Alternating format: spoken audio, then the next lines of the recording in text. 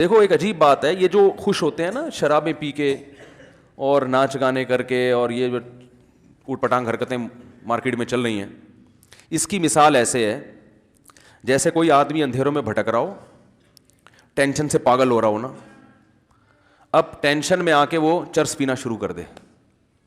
اکثر ٹینشن والے لوگ چرس پیتے ہیں نا. ہائے ہائے ہائے، کاش یہ مثالیں سمجھ میں آ جائیں آپ لوگوں کی.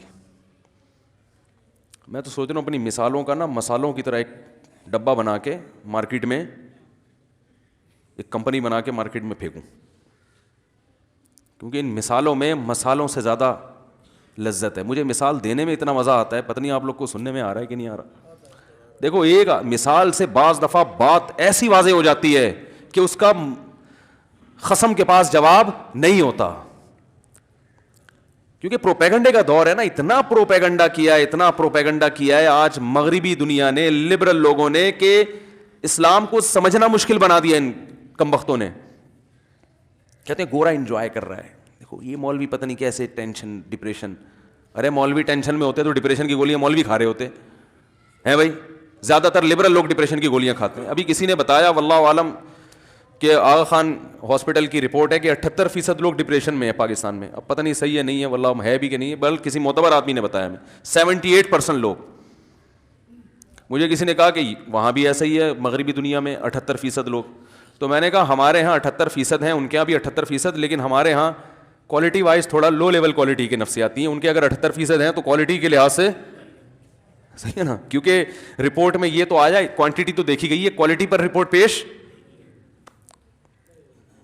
ہمارے تھوڑے تھوڑے، ان کے تھوڑے زیادہ سے ہو گئے.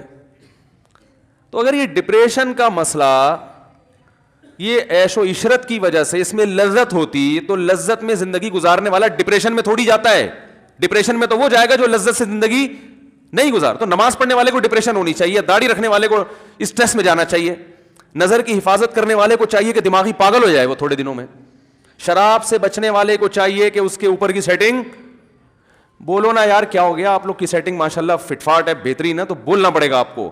ہونا یہ چاہیے کہ جو شراب سے بچ رہا ہے وہ ڈپریشن میں جا کے پاگل ہو جائے، جو چرس نہیں پی رہا وہ ڈپریشن میں جائے، کیونکہ وہ تو ٹینشن میں ہے نا. شراب پینے والا لذت میں ہے، زنا کرنے والا مزے میں ہے، ماں باپ کو اولڈ ہوم میں جمع کرانے والا لذت میں، اور لائف کو انجوائے کر رہا ہے، گٹکے کھانے والا لذت میں ہے. اور آج کی ایک رپورٹ آئی ہے، ایک اور چیز آئی ہے مارکیٹ میں، ماوا. مجھے پتہ ہی نہیں تھا، ہم گٹکے کو برا والا کہہ رہے ہیں بلا وجہ. ماوا پرانا ہو گیا. اچھا، اور یہ مین پوری کیا چیز ہے؟ ماوا کی کوئی ڈگری کوئی ہے؟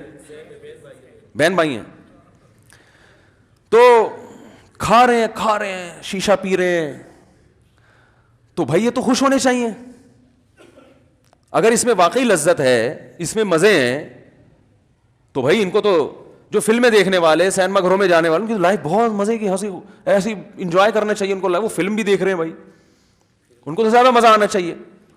تو میں ان مزوں کی حقیقت آپ کو ذرا 2 منٹ میں بیان کرتا ہوں. یہ ایسے ہے میرے بھائی، جو راستہ بھول گیا، منزل ہی نہیں پتا، بھٹک رہا ہے، تو ٹینشن میں آتا ہے، تو اب اس کے پاس ٹینشن کو ختم کرنے کے لیے چرس کے علاوہ کوئی راستہ نہیں ہے. آپ نے جانا تھا لاہور، بائی روڈ نکلے آپ، راستہ بھول گئے، اور ایسا بھولے کہ یہ بھی بھول گئے کہ جانا کہاں ہے.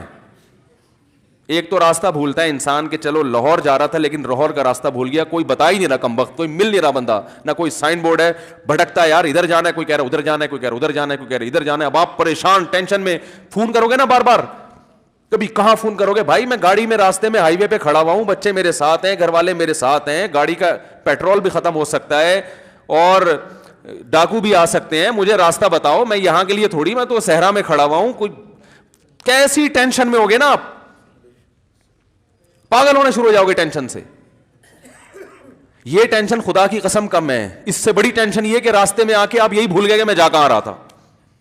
تو اب آپ کے ذمہ 2 کام ہے. پہلے تو یہ کہ ادھر ادھر سے پوچھو بھائی میں نکلا کہاں کے لیے تھا، میں تو بھول ہی گیا. پھر نکل جہاں جا رہا تھا، پھر اس کا راستہ پتہ چلے کہ وہ ہے راستہ، وہ کہاں ہے. ہائے ہائے ہائے ہائے ہائے، بہت مشکل ہے بھائی. اس زمانے میں کسی کو اونٹ پہ کو رکشے میں بٹھانا آسان ہے، کسی کو صحیح بات سمجھانا بڑا مشکل. تو 2 چیزیں ایسی ہیں اب تو آپ ڈبل ٹینشن میں نا, اب آپ روڈ پہ گھوم رہے ہو, تو ایسے موقع پہ انسان کیا کرتا ہے, یار تھوڑا چائے پیتے ہیں بیٹھ کے, تھوڑا ٹینشن کیا ہوگی ہے بھائی, کم ہوگی. اور زیادہ ٹینشن میں آؤ گے, سگریٹ, نئی بی پی, وہ کہتے ہیں یار اب یہ 1 دن 2 دن 10 سال ہو گئے اسی ٹینشن میں یہاں گھوم رہے ہیں, تو چلو یار کو سٹا لگاؤ, سکون حاصل کرو. ہر وہ چیز جو اس کی لذت کا سامان بنے گی وقتی طور پر, ان تمام لذتوں کو حاصل کرنے کی کوشش کرے گا ٹینشن ختم کرنے کے لیے. تو ختم کرنے کی ضرورت اسی کو ہوتی ہے جس کو ٹینشن ہو نا. تو ان چیزوں میں اگر لذت ہوتی تو بھائی ان چیزوں سے ٹینشن بڑھتی نہیں بلکہ ختم ہوتی,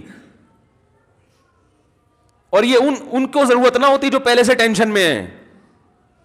اس لیے اللہ نے بتایا کہ جس کو اللہ کا پتہ چل گیا اور اس پہ خوش بھی ہے, وہ راضی ہے, مطمئن ہے کہ بس وہی میرا رب ہے اور اسلام میرا دین ہے. اور اسلام جو بتایا ہے ہم نے, کس نے, محمد صلی اللہ علیہ وسلم نے. تو محمد صلی اللہ علیہ وسلم جو اسلام بتائیں گے اس کو مانوں گا, اور جو بدعتی لوگ اپنے طریقے سے اسلام بتا رہے ہیں اس کو میں قبول نہیں کرتا, کیونکہ اسلام کو ڈیفائن کرنے والے بھی درجنوں لوگ ہیں نا. تو محمد صلی اللہ علیہ وسلم کا لایا ہوا اسلام تو فالو کروں گا, باقی کسی کا نہیں. اس چیز پہ جب اطمینان ہو گیا, اس کا مطلب اسے منزل بھی پتہ چل گئی اور اسے راستہ بھی پتہ چل گیا, ہر چیز اسے پتہ چل گئی, تو اس میں اب اس کو مزہ آنا. اب یہ گاڑی بھگائے گا 5ویں گیئر میں, سمجھ رہے ہیں. اب یہ دائیں بائیں کوئی پیپسی لے کے کھڑا ہوا ہے, کوئی چائے لے کے, بھائی ہٹا یار پہنچنا ہے, ہوتا ہے نا. ہاں جب تھک جائیں گے چلتے چلتے, راستے میں کہیں اسٹے ہوا تو گریوی میں دودھ پتی بھی چلے گی, پان بھی چلے گا, گٹکا بھی چلے گا, لیکن یہ اصل مقصد نہیں ہے. اسٹے تو کرتے ہیں نا 4-5 گھنٹے کے بعد جا کے, تھوڑا اسٹے ہو گیا, چلو بھائی تھوڑا سا واش روم میں ہو کے آ جاؤ, ٹھیک ہے. تو وہ اسٹے تو اسلام نے بھی دیا ہے نا. 5 سارا دن نمازیں پڑھنے کا تھوڑی کا ہے, فجر پڑھو اب چلو گھر جاؤ, شاباش.